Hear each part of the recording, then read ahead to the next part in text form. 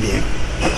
Gracias al Señor porque nos permite una vez más estar aquí al frente de ustedes con un tema más de este asunto escatológico que hemos estado trabajando en él durante el año que empezó a partir de enero hasta la fecha. Gracias a Dios porque cada semana Dios nos ha permitido un tema o una continuación de un tema que nos queda por seguir. Hace 2 semanas comenzamos el tema los últimos días de la preparación o antes de la preparación. ¿De qué? De el rapto de la iglesia. ¿Cómo estará el mundo? ¿Cómo estará la iglesia? La Biblia abunda en ejemplos. Ya vimos en 2 cosas que tratamos en el primer tema: el aumento de los falsos profetas y la religiosidad dentro de la iglesia, el aumento delictivo al desacato de la ley. Hoy vamos a ver el aumento de las guerras, hambres y terremotos. ¿Qué cosa nos dice la palabra de Dios en Mateo 24, 6 al 8? Mateo 24, 6 al 8 dice de la siguiente manera: y oiréis de guerras y rumores de guerras. Mirad que no os turbéis, porque es necesario que todo esto acontezca, pero aún no es el fin. Porque se levantará nación contra nación y reino contra reino, y habrá pestes y hambres y terremotos en diferentes lugares. Todo esto será principio de dolores. Vamos a orar un momento. Nuestro Padre que estás en los cielos y en la tierra y en todo lugar, nos ponemos en tus manos para que seas tú el que nos dirijas en esta media hora. Nos ponemos en tus manos para que seas tú el que le des sazón, el que le des vida a cada palabra, a cada oración que estaremos predicando en esta hora tu palabra. Sea tu Espíritu Santo el que lleve a cabo la obra de convencimiento, la obra de persuasión en la vida de aquellos que están caídos, aquellos que están desanimados, aquellos que se han alejado de ti, aquellos, Padre, que no te conocen, pero que este puede ser el canal para que ellos te conozcan a ti, al único Dios verdadero, y a Jesucristo, a quien tú has enviado. Dice este punto que vamos a tratar: el aumento de guerras, hambres y terremotos. La semana pasada, como eso de las 6:20 de la mañana, o 7:20 sería, no lo recuerdo, estaba en casa toda la familia, pues esa era hora temprana todavía, y de momento se empezó a sacudir y yo no le di tanta importancia. Después se empezó a sacudir un poco más y se empezó a sacudir hasta que mi hijo el mayor fue hasta donde estábamos nosotros.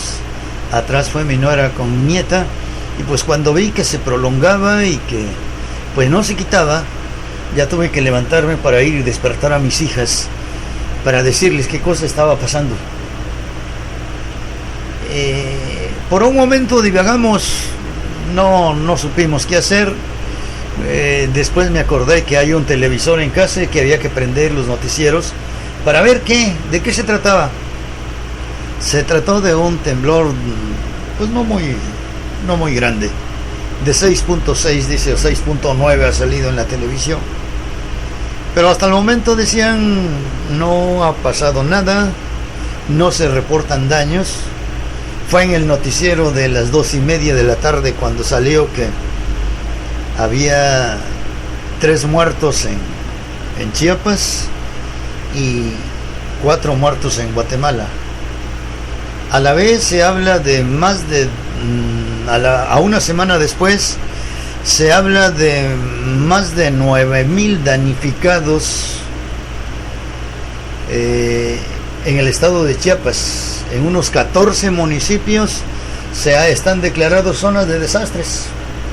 Y lo que dice aquí, lo que leímos acá, dice: oiréis de guerras, rumores de guerras, mirad que no os turbéis. Luego dice el versículo 7: habrá pestes, hambres y terremotos en diferentes lugares. Es asombroso lo que ya desde el año pasado está pasando en Damasco, una guerra que no tiene para cuándo finalizar. Lo que está pasando más hacia el este de Damasco sería lo que está pasando en Irak, lo que está pasando en este país cuando entre tribus se están acabando, el gobierno contra los grupos étnicos contra el gobierno. Es espantoso porque cuando hay terremotos, ¿cuánta gente queda sin vivienda? ¿Cuánta gente pierde todo lo que tenía y tienen que volver a empezar sobre cero nuevamente? Bien que cuántas instituciones de beneficencia que hay y que pues inmediatamente ropa, alimentos, medicinas, carpas, tiendas de campaña donde se les ayuda, pero realmente reciben, toda la población recibe la ayuda que se requiere. Cuando en este país, hermano, surgió el grupo de encapuchados, el primer grupo de encapuchados conocidos como el Ejército de Liberación Nacional, conocidos como los zapatistas, y nosotros los cristianos nos dimos cuenta que toda la ayuda que se estaba juntando se estaba yendo a repartir precisamente a los Altos de Chiapas, pero había un grupo marginado el cual no estaban recibiendo nada de ayuda. Era el pueblo cristiano, el pueblo evangélico, no estaban recibiendo nada. Así es de que se nos promovió entre todos nosotros. Aquí en la ciudad hay una confraternidad de pastores. Nosotros entonces vivíamos en una ciudad aparte de esta. Ahí pastoreábamos, entonces nos juntamos con los pastores de Mina, completamos una camioneta de, ahora sí, despensa, ropa, medicinas, y hubo un grupo de hermanos que los llevaron para que personalmente se repartiera entre puro hermano. Si ustedes ven aquí en esta porción que leímos, después de la guerra, pues los alimentos se encarecen, se escasea la ropa, se escasea los alimentos. Entonces algo que es eminente después de la guerra es el hambre. Y la Biblia dice: y oiréis de guerras y rumores de guerras, habrá hambres. Cuando llegan los terremotos, pues inmediatamente se escasea el alimento en las zonas que son afectadas. ¿Qué dice la Biblia? Que todo esto sería principio de dolores, pero aún no es el fin. Aún no es el fin. Es necesario que todo esto acontezca, dice la Escritura, pero no es el fin. Entonces, ¿qué más falta? Dice la Escritura, y podemos buscar en el Evangelio según San Mateo, en el capítulo 10. ¿Qué nos dice San Mateo, capítulo 10? Vamos a ver qué cosa es lo que dice. Es muy interesante lo que la palabra de Dios contiene en estos versículos. San Mateo, capítulo 10. San Mateo 10. ¿Qué cosa es lo que nos dice? 10:21. Dice la palabra de Dios de la siguiente manera: el hermano entregará a la muerte al hermano, y el padre al hijo, y los hijos se levantarán contra los padres y los harán morir. O sea, los familiares se traicionarán entre ellos mismos, se entregarán a la muerte unos a otros, dice la Escritura. No tiene mucho que asesinaron a una persona importante, al secretario de un partido en este país. Qué tremendo que al esclarecer, ya que era el secretario de uno de los partidos más grandes en este país, y no es que del más grande, al secretario general. Y qué tremendo que en las averiguaciones estuvo involucrado un hermano de él. Es asombroso que exista cierta complicidad en la delincuencia organizada y que la familia participe. Pero eso es lo que dice aquí: el hermano entregará la muerte al hermano. Tiene algunos años varios años que mataron a un candidato a la presidencia.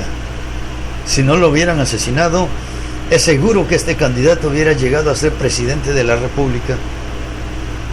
Cuando se hicieron las investigaciones, qué tremendo es que hallaron que la esposa también tenía culpabilidad, había complicidad en estas cosas. Qué tremendo, hermanos. Es lo que dice: el hermano entregará a la muerte. Jesucristo, cuando vino, dio ciertas declaraciones que la nuera estaría contra la suegra contra la nuera. Qué tremendo. Entonces el hermano dice que entregará a la muerte al hermano. Vivimos tiempos peligrosos cuando dice que se levantarán hombres amadores de sí mismo. En segunda de Timoteo, ¿qué cosa nos dice la carta segunda a Timoteo? Vamos a ver qué cosa es lo que nos dice en el capítulo 3. En los primeros 3 versículos dice: también debes saber esto, que en los postreros tiempos vendrán tiempos peligrosos, porque habrá hombres amadores de sí mismos, ávaros, vanagloriosos, soberbios, blasfemos, desobedientes a los padres, ingratos, impíos, sin afecto natural, implacables, calumniadores, intemperantes, crueles, aborrecedores de lo bueno. Habrá decaimiento del amor y del afecto familiar. Vivimos en tiempos donde los padres, haciendo uso de su autoridad que son en casa, viven un tremendo machismo. Ellos son mayores y como mayores, como jefes de las casas, dicen que no se les puede decir nada, entonces son libres de hacer lo que sea. Y entonces maltrato sobre el cónyuge, maltrato sobre los hijos. Qué tremendo, vivimos esos tiempos. Pero esto que a continuación le voy a decir, quiero decirles que un día llegué de donde andaba, y mientras me descansaba unos 10 minutos antes de irme a la iglesia, prendí la televisión y en lo puro estaba por finalizar un caso de la psicóloga y periodista Rocío Sánchez Azuara, donde una mujer llena de maltratos, con cara de mucho temor, se le veía claramente en su rostro el temor, quería que los hijos perdonaran a su padre, el padre condenado a morir ya por una enfermedad, ahora sí, y ya estaba en fase terminal. Ella quería que los hijos perdonaran a su padre y juntaron a las hijas. Era una familia grande, se habla de 3 varones y como unas 4 o 5 mujeres. Era una familia grande. Las hijas ninguna abrazó a su madre, mucho menos le dio un beso. Tenía años que no se veían. Los hijos, cuando aparecieron, tenían años que no se miraban el uno al otro. Las hermanas eran niños cuando dejaron de ver a sus hermanos, que tuvieron que huir a causa del maltrato que recibían en casa por parte de su padre. Tuvieron que huir. Escuché de el mayor de ellos, con lágrimas en los ojos, les dijo a sus hermanas: perdónenme, porque fui impotente, fui incapaz de poder hacer algo por ustedes. No saben cuántas veces yo quise defenderlas de las manos de papá, pero ustedes vieron cómo me pegaba mi padre. Corrieron, se abrazaron, entre ellos se pidieron perdón los unos a los otros. Pero tremenda escena. De esos 8 o 7 hijos más o menos, nadie corrió a darle un abrazo a su madre. Es lo que la periodista Rocío Sánchez decía. ¿Qué escena tan más impactante y a la vez tan más frívola? Ninguno corrió a darle un abrazo y un beso a su madre.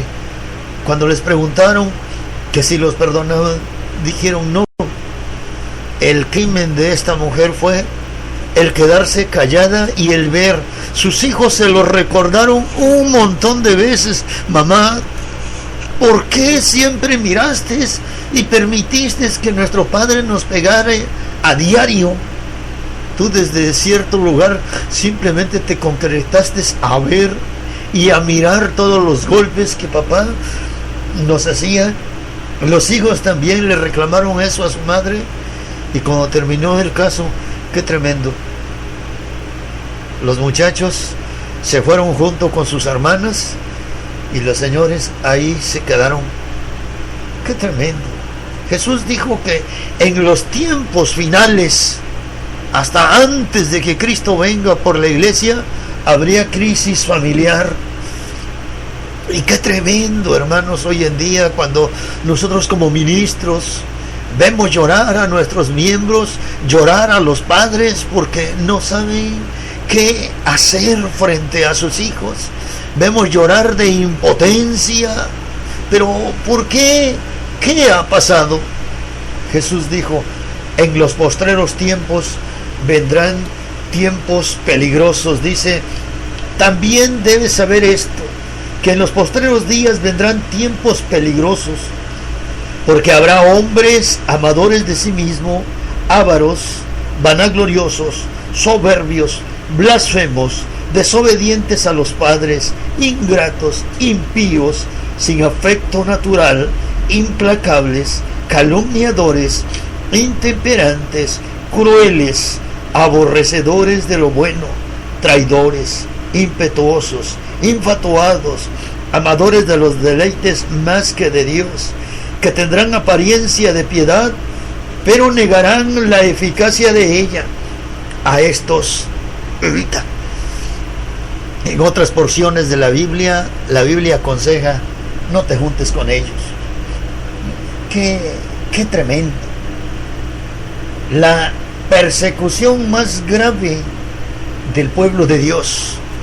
Mira, en el libro de Apocalipsis, en el capítulo 2, para ser precisos, pues veamos qué cosa nos dice el libro de Apocalipsis, su capítulo 2. El capítulo 2, el mensaje que Dios le da a la iglesia que está en Esmirna. Le dice, no temas en nada lo que vas a padecer. He aquí el diablo echará a algunos de vosotros en la cárcel para que seáis probados, y tendréis tribulación por 10 días. Sé fiel hasta la muerte, y yo te daré la corona de la vida. Todavía, hermanos, se espera, a pesar de que en los primeros siglos de la iglesia, en los primeros 200 años más o menos de la iglesia, se desataron persecuciones. Cuando aquí a la iglesia de Esmirna era una iglesia grande, era una iglesia, pero no tenían un lugar de reunión, así es que se reunían a escondidas. Había espías que cuidaban que no hubiera delatores, y estos alertaban a la iglesia en los puntos donde se reunían.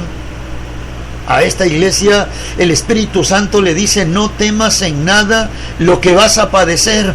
Vas a tener tribulación por 10 días. La historia registra que hubo 10 emperadores romanos que fueron los más crueles. Algunos de ellos se pusieron como meta exterminar a los cristianos, pero la historia registra que por cada cristiano que moría eran multitudes de cristianos que se convertían al cristianismo. Miraba un documental un día en la televisión, bueno, pues un video o un DVD. Es lo que estaba mirando un día, y el predicador, un hombre de Dios, por cierto, bien documentado, narraba lo siguiente: en esta época a los cristianos, así como la gente hoy en día se reúne en los estadios para ver el fútbol, para ver la lucha libre, para ver el box, así la gente recurría a los coliseos para ver a los gladiadores, esos que se mataban entre ellos, así, y la gente aplaudía ver morir a un ser humano. Llevaban a la gente para que fueran despedazados por las fieras. Llevaban a la gente para que a través de castigos así fueran torturados. Y se dice que el testimonio de cada cristiano era tan conmovedor ver en estos primeros siglos, cómo confrontaban la muerte a algunos cristianos. Por ejemplo, el historiador romano Tácito no era un historiador cristiano, era un historiador romano. Y dice que el día que los cristianos morían así, se preparaban para su muerte, se bañaban, se ponían ropas, ahora sí, hermosas, ungían su rostro, y llenos de alegría y llenos de júbilo, formaban filas donde entraban para ser echados a los hornos, cuando y ahora sí que caían en los hornos y las llamas, pues ahora sí entre las llamas gritaban. Y este historiador dice que sus gritos no eran de dolor, sino de júbilo. Cuando eran despedazados por las fieras, se dice que también gritaban, pero a la vez reían, porque decían que el sufrimiento sería por un momento sufrirían, por un momento cerrarían los ojos, pero cuando los abrieran, estarían en la eternidad. Eso fue en los primeros siglos de la iglesia. Pero increíblemente, nosotros que vivimos en el siglo XXI, ¿qué diremos en el siglo XX? En el siglo XX, cuando la Rusia era pues la Unión de Repúblicas Soviéticas, o sea, la URSS,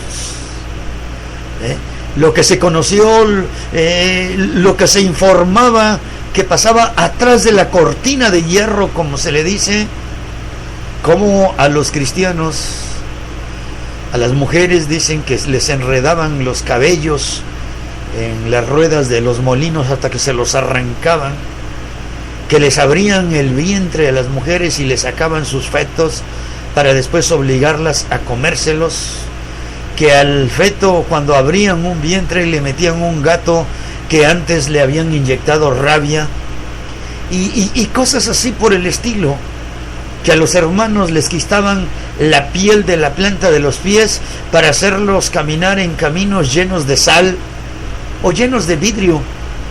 Cosas así por el estilo. La Biblia habla de que la persecución. Pero ¿qué cosa dice la palabra de Dios? En San Juan 16:33 dice estas cosas: os he hablado para que en mí tengáis paz. En el mundo tendréis aflicción, pero confiad, yo he vencido al mundo. En el mundo tendréis aflicción, pero confiad, yo he vencido al mundo. Eso dice San Juan 16:33. Hay otro versículo que ahí mismo en San Juan dice: mi paz os doy, mi paz os dejo. Yo no la doy como el mundo la da. Lo que el mundo lo da sujeto a condiciones. La Biblia dice que seremos aborrecidos por todas las gentes. Nosotros, cuando éramos niños, perdimos nuestra identidad en el pueblo. Qué tremendo en un país donde existen los derechos humanos, en un país donde hay leyes, donde rezan claramente que cada ciudadano es libre de creer, de profesar la religión que él quiera. Que nosotros de niños fuimos marginados en el pueblo donde estábamos, y para el pueblo no existíamos, estábamos muertos, perdimos nuestra identidad. Nuestros padres buscaron la ciudadanía en otro poblado que nos dio acogida, nos dio amnistía. De niños nosotros tuvimos que, aparte de soportar las burlas de la gente, tuvimos que salir. La iglesia completa, el pastor con todo y miembros salieron para un lugar donde mis padres están, yo creo que ya están por cumplir, pues yo creo que ya los 50 años de vivir allí. El cristianismo fue tan difícil que nuestros padres en este caso consideraron que lo prudente era salir. Seréis aborrecidos por todos, dice la Escritura, pero que aún no es el fin. Dice la Escritura en Mateo 24:13: mas el que persevere hasta el fin, este será salvo. El que persevere hasta el fin, este será salvo. Hay un versículo en la carta a los Romanos ¿Qué cosa nos dice la carta a los Romanos en el capítulo 5? Capítulo 5, versículo 3. La palabra de Dios, ¿qué cosa nos dice? Nos dice lo siguiente.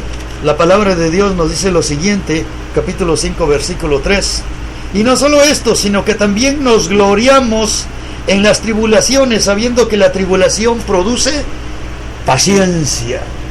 La tribulación, dice la Escritura, que produce paciencia. Qué maravilloso es entonces, hermanos, que dice la Escritura que es necesario que a través de muchas tribulaciones entremos en el reino de los cielos. Damos la gloria a Cristo, hermanos, por este momento tan especial que Él nos permite hablar. Este ha sido nuestro segundo mensaje de los últimos días de la preparación hasta antes que Cristo venga por su iglesia. Bendecimos el dulce nombre de Dios. Bendecimos ese glorioso nombre en esta hora, mi amigo, mi hermano en la fe. Si tú en el momento no has tenido oposición por seguir al Señor, prepárate, porque tarde que temprano la prueba llegará. Y como dijo Jesucristo, cuando llegue el momento de la prueba, cuando llegue el momento de la lucha, cuando llegue el momento tenebroso, acuérdate de lo que el salmista David decía. ¿Qué decía el salmista David? Yo nunca he visto justo desamparado. Dios no te dejará. Él estará ahí. Él dice, no temas porque yo estoy contigo. No desmayes porque yo soy tu Dios que te esfuerzo. Siempre te ayudaré. Siempre te sustentaré con la diestra de mi justicia. Te bendecimos, Señor, en esta hora. Pedimos, bendito Dios, que seas tú el que toques la vida de todos aquellos que en esta hora nos están escuchando, todos aquellos que en esta hora están recibiendo esta palabra, quienes la van a oír, que tu bendición sea con ellos, Padre. En el nombre de Jesús, tu Hijo amado, te bendecimos y te damos la gloria, porque tú eres grande, tú eres fuerte, tú eres poderoso, Señor. Bendecimos a todo aquel pueblo tuyo que de alguna manera está siendo presionado, que de alguna manera está poniendo en riesgo su vida por serte fiel, para que tú les des fuerzas, para que así como estuviste con Daniel, con Sadrach, con Mesach, con Abednego, así como estuviste con los apóstoles, con el apóstol Juan cuando decía, yo estaba en el Espíritu en el día del Señor, estaba exiliado por causa del testimonio y de la palabra, pero eso en vez de traer angustia, en vez de traer tristeza, traían alegría, traían gozo, traían esa plenitud de gozo, Padre. Así te pedimos que fortalezcas a todo aquel que esté pasando por pruebas, aquellos que no te han conocido, Padre, pero te van a conocer a través de esta palabra. Toca sus vidas. Espíritu Santo, te pedimos que seas tú el que toque sus vidas, el que prepares el terreno, el que ellos edifiquen a través de esta palabra, a través de este mensaje, Padre. Te doy a ti la gloria y te doy a ti la honra en el nombre de Jesús. Dios les bendiga, hermanos y amigos. Si Dios quiere, la próxima semana volveremos con la continuación de un tema más, los últimos días de la preparación hasta antes que Cristo venga por su iglesia. Será hasta entonces. Que la paz del Señor, que el shalom de Dios llene sus vidas. Amén.